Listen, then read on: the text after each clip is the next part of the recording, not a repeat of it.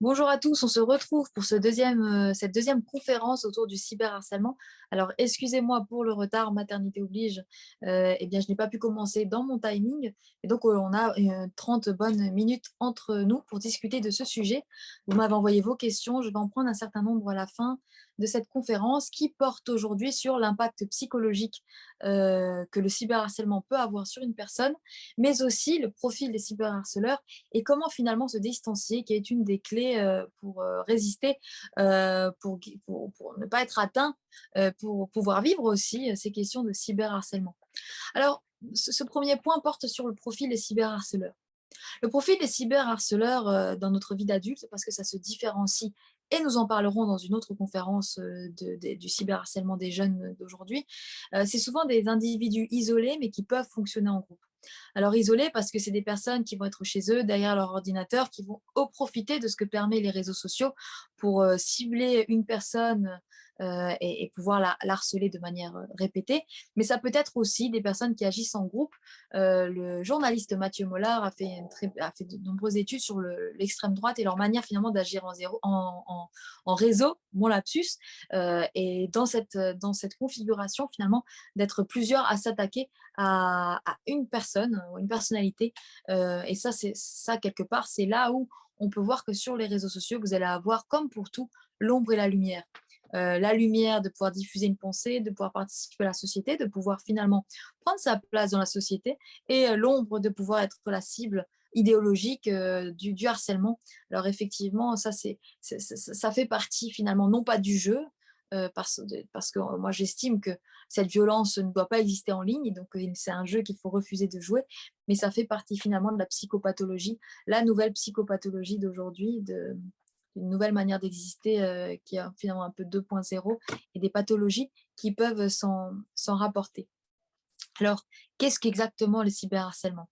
Le cyberharcèlement, légalement parlant, et c'est cette définition-là que nous allons prendre ensemble, c'est le fait de subir ou de faire subir des actes ou des propos violents répétés en ligne à une autre personne. Donc, il y a la notion de répéter, il y a la notion de vouloir nuire, de vouloir détruire, et puis il y a la notion qui concerne uniquement la victime, l'impact que ça a sur elle. Alors, ce qui est intéressant dans cette définition, c'est que vous allez avoir de nombreuses personnes qui cyberharcèlent, mais qui n'en ont même pas conscience. C'est-à-dire qu'ils sont là, leur pathologie est à l'œuvre, ils sont là à faire de mauvais commentaires. Vous le trouverez souvent du côté des propos racistes. Pour ceux qui sont en ligne sur Twitter, vous allez souvent voir des trolls qui vont attaquer ou dénigrer avec la question de l'idéologie qui est en toile de fond. Et donc finalement, le racisme est une forme de maladie, de pathologie, de problématiques avec l'altérité, avec l'autre. Et elle, comme pour tout, elle a la couleur des canaux qui sont accessibles. Donc le social devient un moyen, un canal finalement, comme un autre, d'harceler ou de dénigrer une communauté ou une personne. C'est pourquoi vous allez souvent trouver, par exemple, sur Twitter, un peu plus que sur d'autres réseaux, des propos très violents de personnes, quand on les a isolées face à soi, elles vont se dire bah, c'est ce que je pensais, je dis ce que je pense, je dis ce qui est. Mais ce que la personne pense, ce qu'elle dit de manière répétée dans cette violence-là est tout simplement un délit. Et ça fait partie de la criminologie d'aujourd'hui qui est même étudiée. Donc toute personne qui tient des propos dénigrants, euh, violents, agressifs envers autrui de manière répétée en ligne est passible de ce qu'impute le cyberharcèlement, de 2 ans de prison et de 45 000 € d'amende maximum. Et puis si c'est répété, si ça rejoint d'autres délits, ça peut aller bien plus loin. Donc comme nous le disions dans le premier épisode de cette série de conférences, le droit est à vos côtés, pour ceux qui en sont cibles, le droit est aux côtés des victimes, et il y a beaucoup plus de moyens mis en place pour lutter contre le cyberharcèlement qu'on ne le pense.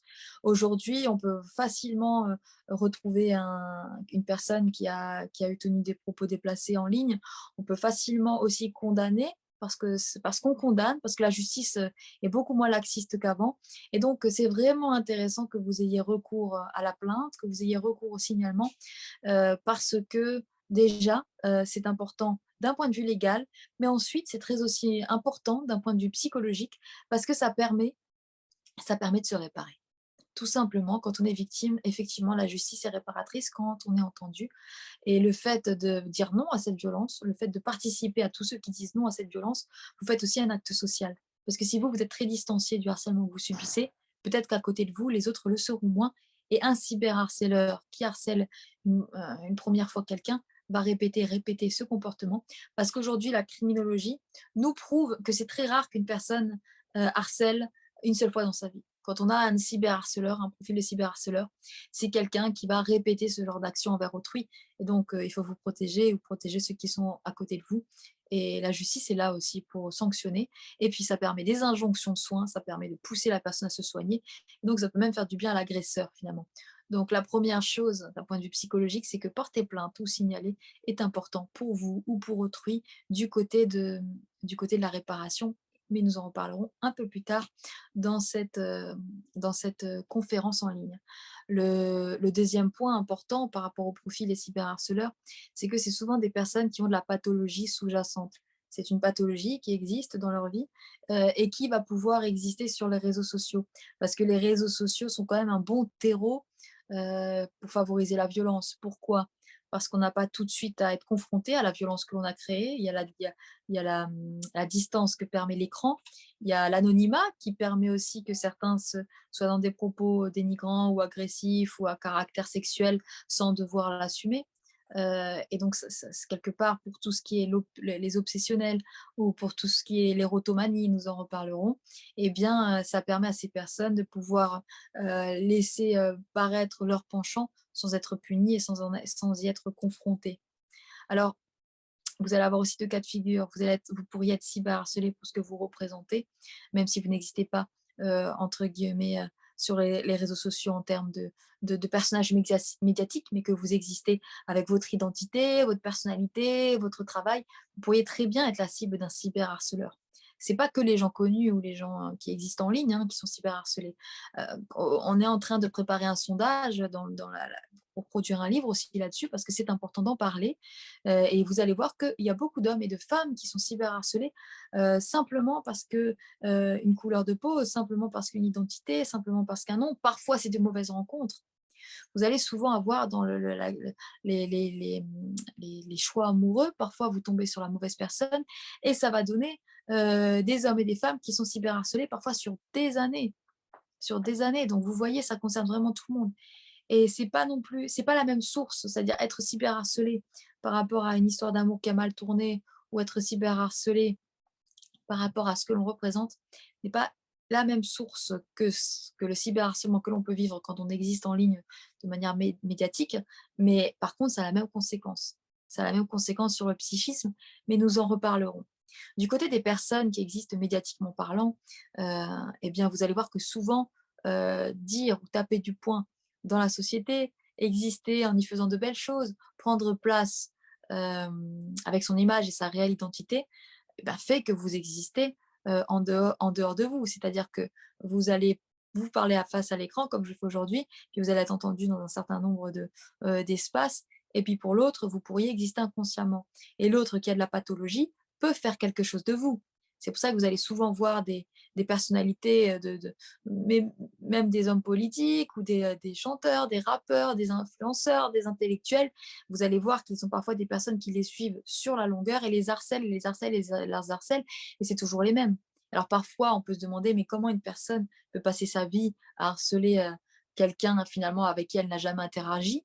Eh bien, c'est ça le propre du cyberharcèlement, c'est que finalement, qui dit cyber dit virtuel, et dans ce monde virtuel, on peut faire exister un autre beaucoup plus simplement que lorsque l'on était dans le temps où il n'y avait pas toute cette question du virtuel et où finalement on pouvait parfois être complètement coupé de l'autre. Parce que le cyberharcèlement, pour certains, dans certaines pathologies, a à voir avec la volonté de vouloir rester ou être en lien, vouloir exister pour l'autre dans l'amour comme dans la haine. Donc ça, c'est une question importante. Finalement, quand on existe socialement parlant, médiatiquement parlant, euh, j'ai eu beaucoup de questions d'influenceurs sur ce sujet-là, donc j'y réponds à cet instant. Il ne suffit pas de se dire bah, j'existe en ligne, donc je dois l'assumer, donc je dois l'accepter. Non, c'est pas vrai. C'est un délit. Le cyberharcèlement, le harcèlement est un délit. Vous n'êtes pas obligé de l'accepter. Et au contraire, l'accepter, c'est laisser le boulevard libre à vous harceler vous, mais aussi d'autres. Parce qu'un cyberharceleur n'harcèle jamais qu'une seule personne. Ça va être répété, soit sur la longueur, soit même parfois il cyberharcèle plusieurs personnes en même temps. Même si vous existez en ligne, votre travail ne consiste pas à être harcelé et le harcèlement est toujours de la violence. Et la violence est quelque chose qui aura un impact sur vous et sur la société.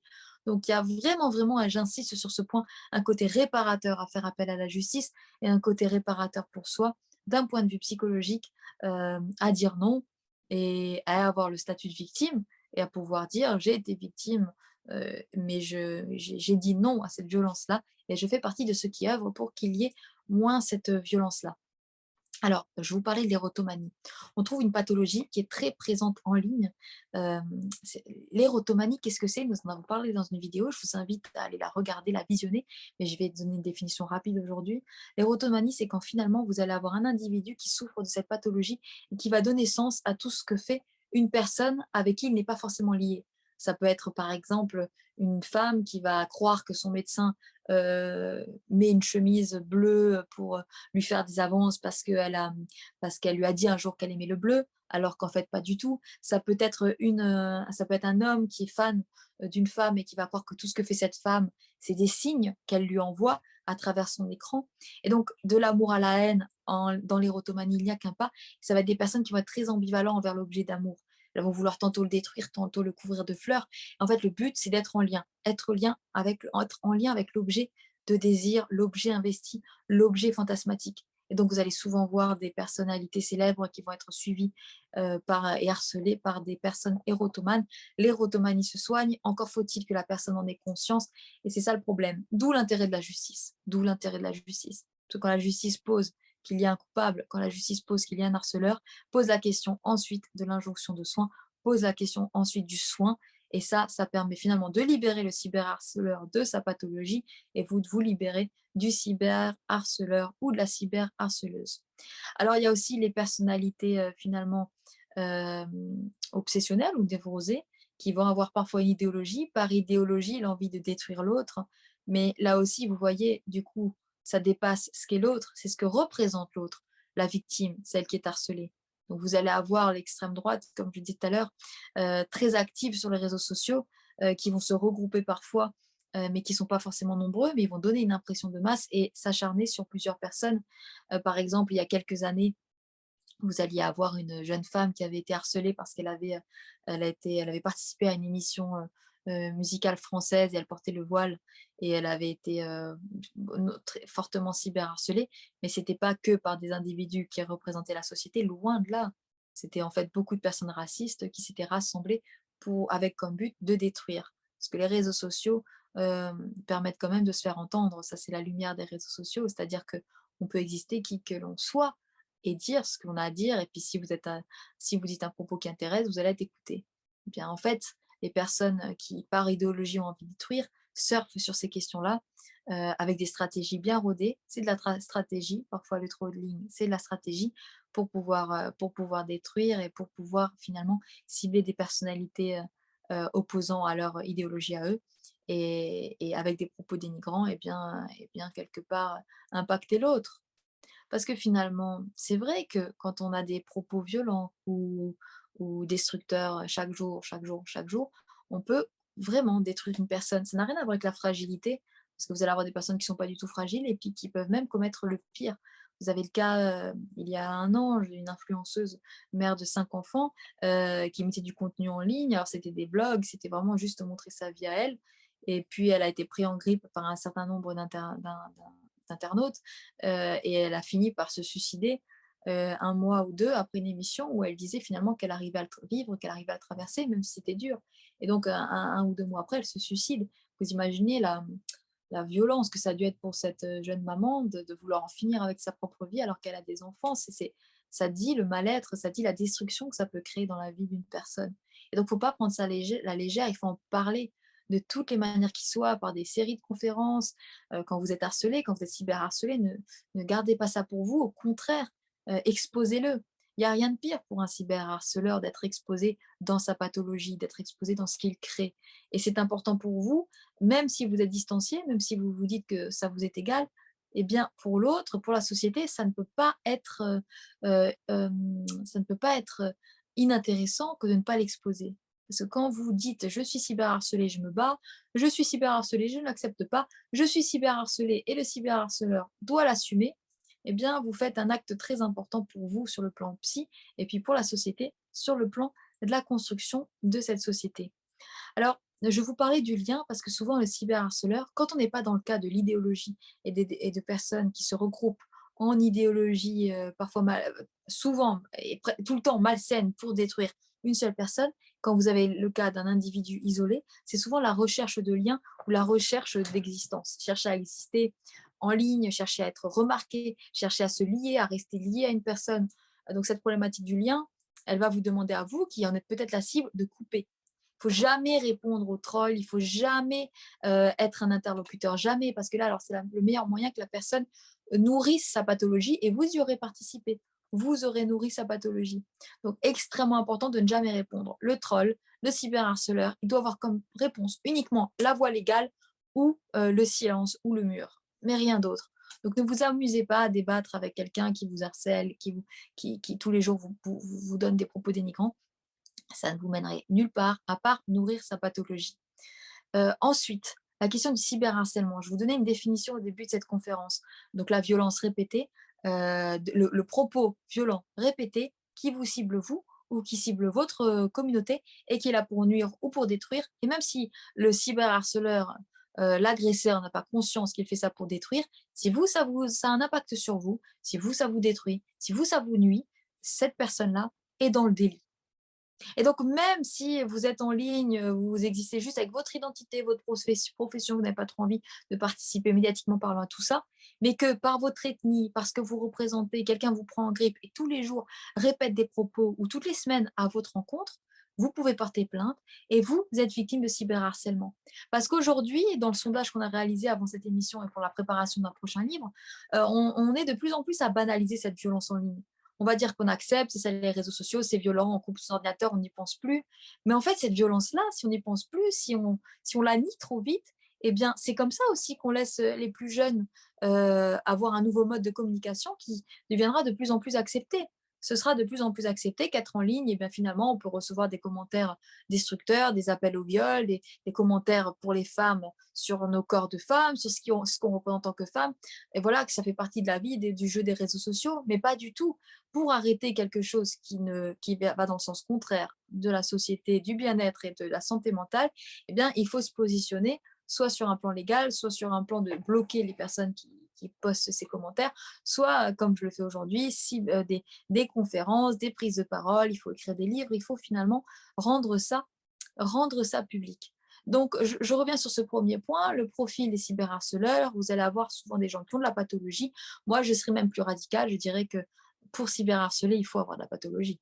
Et donc, ça va être des personnes qui ont une névrose parfois obsessionnelle, qui sont érotomanes ou qui sont dans la volonté de destruction, qui ne sont pas très stables, qui vont finalement vouloir exister en cyberharcelant.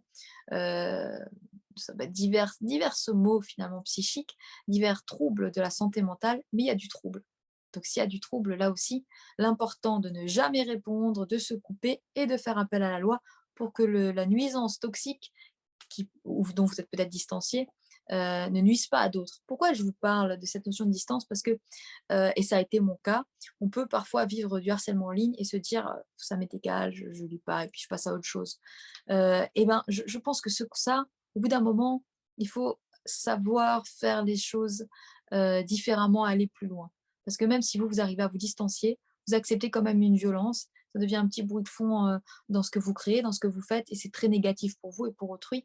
Vous le sentez peut-être pas aujourd'hui, mais vous le sentirez demain. En fait, il ne faut pas l'accepter. N'acceptez pas l'inacceptable. N'acceptez aucune violence. Et donc, il faut se positionner. Quand vous voyez des gens se faire harceler, cyberharceler, il faut se positionner. Quand vous êtes victime, il faut se positionner. Il ne faut jamais, comme je le dis souvent, rester silencieux. Il ne faut pas interagir, jamais, jamais, comme avec les pervers narcissiques, on n'interagit jamais. Par contre, il ne faut pas non plus rester silencieux. Il faut utiliser les armes légales, les armes aussi que proposent les réseaux sociaux pour pouvoir se défendre et que la personne soit contrainte de se soigner et aussi ne puisse tout simplement plus nuire. Alors maintenant, l'impact que ça peut avoir sur la personne qui est cyberharcelée ou qui est harcelée, eh bien, ça peut être toute la souffrance psychique et psychopathologique dont on parle aujourd'hui. La dépression, l'anxiété, être en situation de post-trauma, avoir des problématiques avec sa propre identité, j'ai reçu une des questions qui m'a beaucoup touchée d'une jeune influenceuse qui représente une minorité dans un certain pays donné, je ne donnerai pas de nom, et qui disait que en fait, elle était très confiante dans ses débuts, à force de recevoir des commentaires sur son physique, sur ce qu'elle dit, sur sa manière d'être, puis elle a commencé à douter d'elle, à avoir beaucoup plus de mal à poster, à exister. Et bien là, c'est une grosse problématique parce que vous voyez, c'est une personne qui était très bien avec son identité, puis c'est une très belle femme, une jeune fille, et qui aujourd'hui va commencer à douter d'elle, de son poids. Quand elle maigrit un peu, on lui fait des commentaires, elle se sent pas à l'aise, elle commence par ne plus vouloir poster, attendre de grossir pour poster, on lui fait des commentaires sur son visage, elle commence à avoir l'impression effectivement que si ou ça ne va pas. Donc vous voyez à quel point elle est finalement impactée dans son miroir, elle est impactée dans sa féminité, elle est impactée dans ce qu'elle représente. Donc le cyberharcèlement a là, ici, un gros impact et puis c'est du cyberharcèlement de masse parce qu'elle est suivie par plus de 2 millions de personnes donc quand même quand on a, même si c'est une petite centaine de personnes qui vont constamment mettre des commentaires, c'est difficile. Alors là aussi, je dirais: «D'où ça vient? Qui me parle? Qui me dit ça et pourquoi?» Souvent le cyberharcèlement existe pour détruire, tout simplement. Donc on va quelque part cibler des personnes qu'on jalouse, qu'on envie, ou qu'idéologiquement parlant, on déteste parce qu'on est malade. Donc c'est de la maladie tout ça. Quelque part, il faut s'en distancier. S'en distancier en ne lisant pas les commentaires. Je sais que c'est difficile, mais c'est vraiment important pour votre santé mentale. Se distancier en bloquant quand on le peut, se distancier en portant plainte et se distancier en ayant vraiment en tête pourquoi on fait les choses. Si vous existez en ligne, eh bien, quelque part, c'est parce que vous avez quelque chose à dire, vous avez quelque chose à montrer, vous avez un message, vous avez une envie de transmettre. Bah, ça, c'est le haut, ça, c'est l'absolu, ça, c'est ce que vous donnez au monde, c'est très important. Le reste, les commentaires, le trolling et le cyberharcèlement, c'est du délit, c'est de la criminologie, mais c'est pas l'important, c'est pas le sens de ce que vous créez ou de ce que vous faites.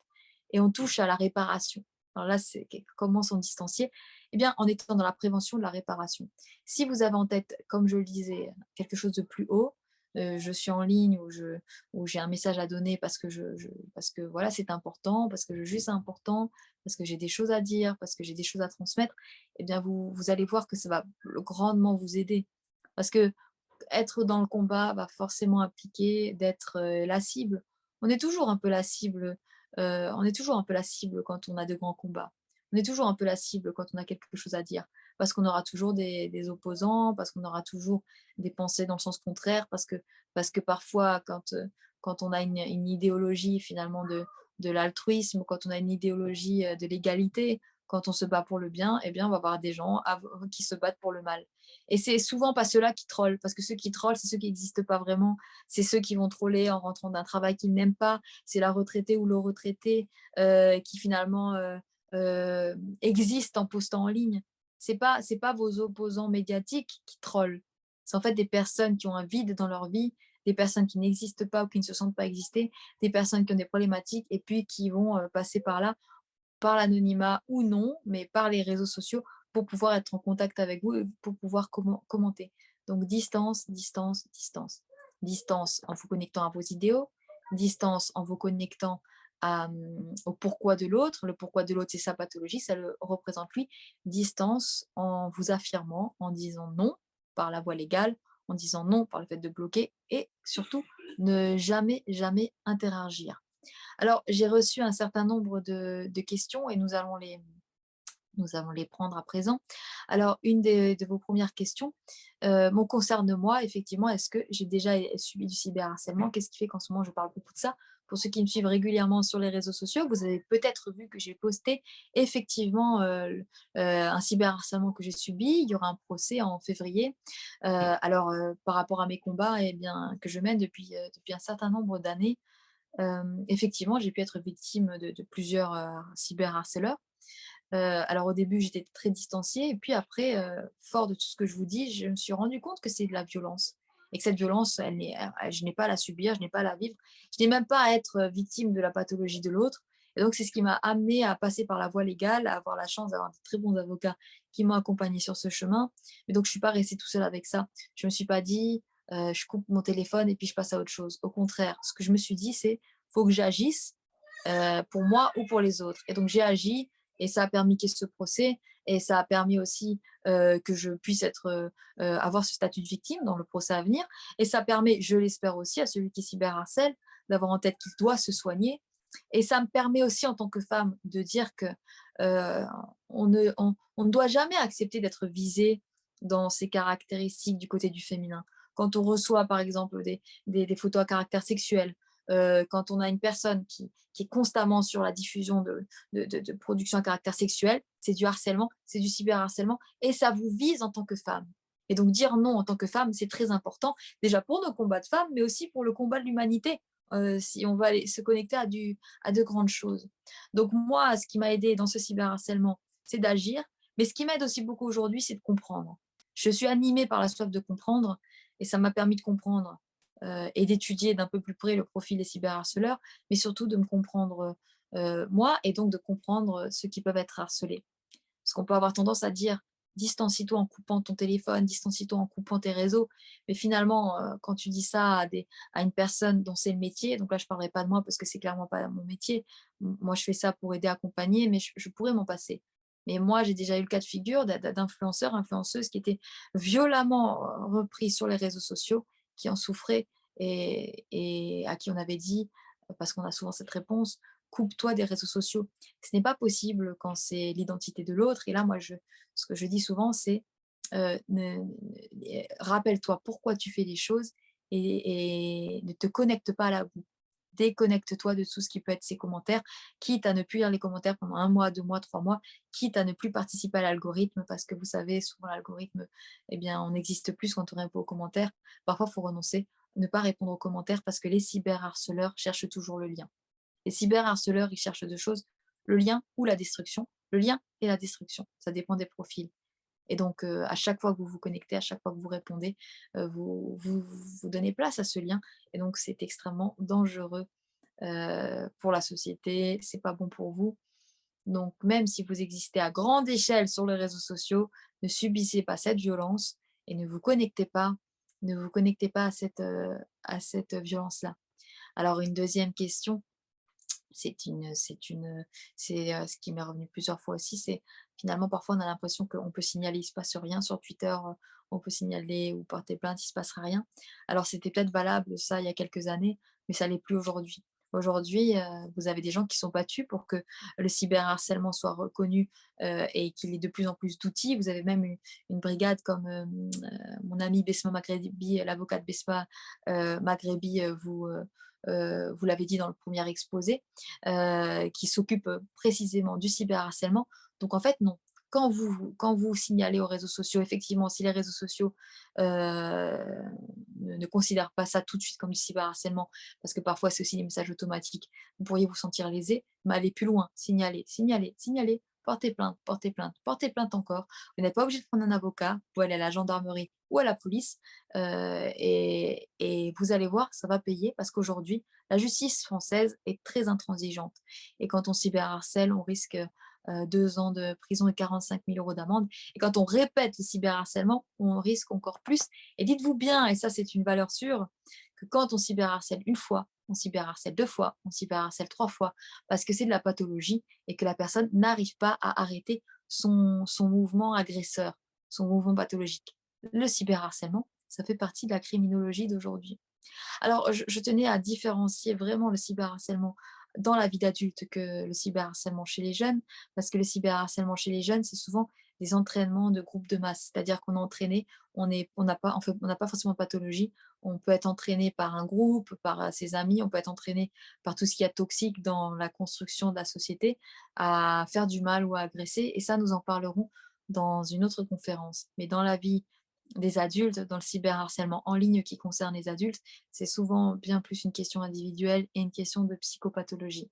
Vous allez avoir aussi tout ce qui est le volant revenge porn. Là aussi, on prépare une émission uniquement là-dessus parce que j'ai reçu tellement de messages que je me rends compte à quel point c'est destructeur finalement aujourd'hui. Cette diffusion de photos à caractère intime, cette diffusion de vidéos à caractère intime par vengeance dans des couples, par exemple, qui ont pu avoir lieu, parfois des couples très rapides, les sextapes qui sont diffusés. Alors effectivement, c'est destructeur et, et je le comprends que ça c'est pas aussi simple que de dire on porte plainte et puis c'est fini. Mais là aussi, détachez-vous de tout ça, détachez-vous de ce qui peut exister en ligne. Vraiment, dites-vous, ça existe un temps et puis ça n'existera plus demain. C'est ce qui peut être diffusé sur votre personne. La douleur est éphémère, mais ce qui peut vous aider, c'est d'être dans l'action aussi.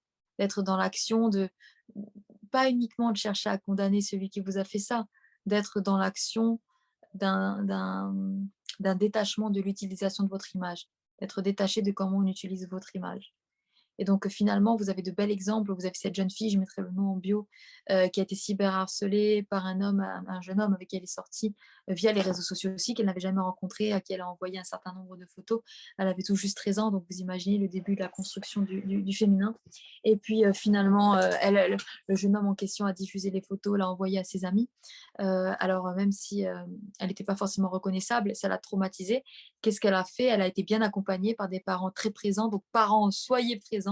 Elle a été bien accompagnée aussi par une maison d'édition. Elle a produit un livre. Son livre l'a sans doute réparé, mais ça a aussi aidé, je suppose, de nombreux adolescents qui vont la lire et adolescents à pouvoir se réparer. Donc, on a là la preuve que de l'ombre, on peut transformer l'ombre en lumière finalement quand on arrive à en faire quelque chose de plus grand qui ne vous concerne pas que vous.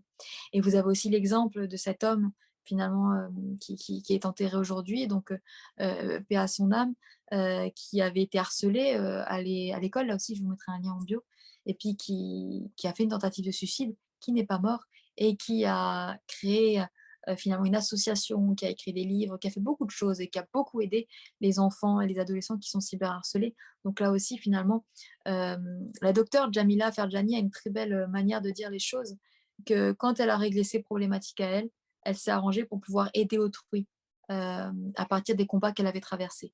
Pour moi, ça, c'est la clé des épreuves.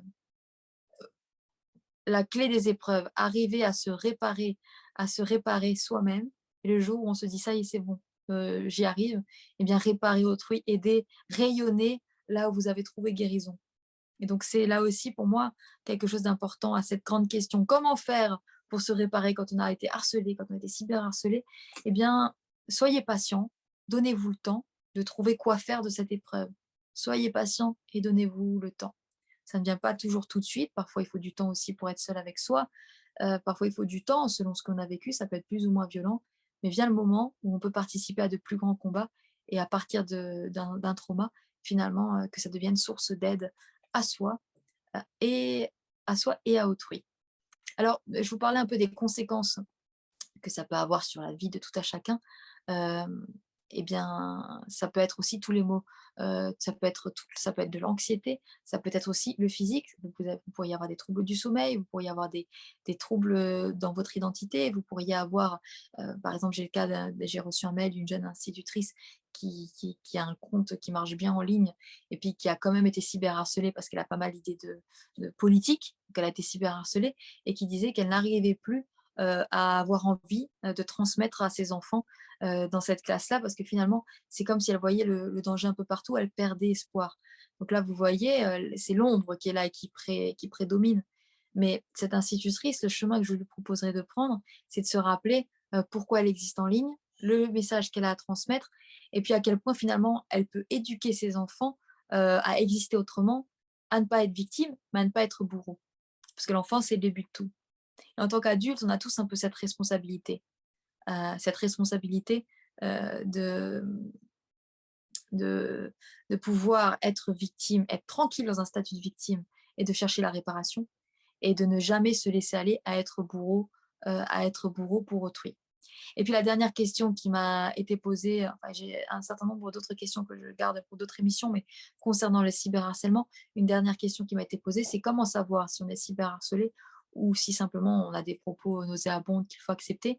Eh bien, en se référant à cette citation qui a à voir avec la justice, que finalement, aussitôt qu'une personne vous cible, vous répète les mauvais commentaires euh, et, et que ces mauvais commentaires vous visent, vous, en tant qu'individu, en tant qu'ethnie, en tant que minorité, en tant qu'entité religieuse, eh bien, vous êtes victime de cyberharcèlement. Si maintenant une personne vous dit un commentaire raciste, vous êtes victime de racisme. Si une personne vous dit une injure, vous êtes victime d'injure publique. Mais si une personne répète cette injure publique, eh bien, ça peut devenir de l'harcèlement ou du cyberharcèlement.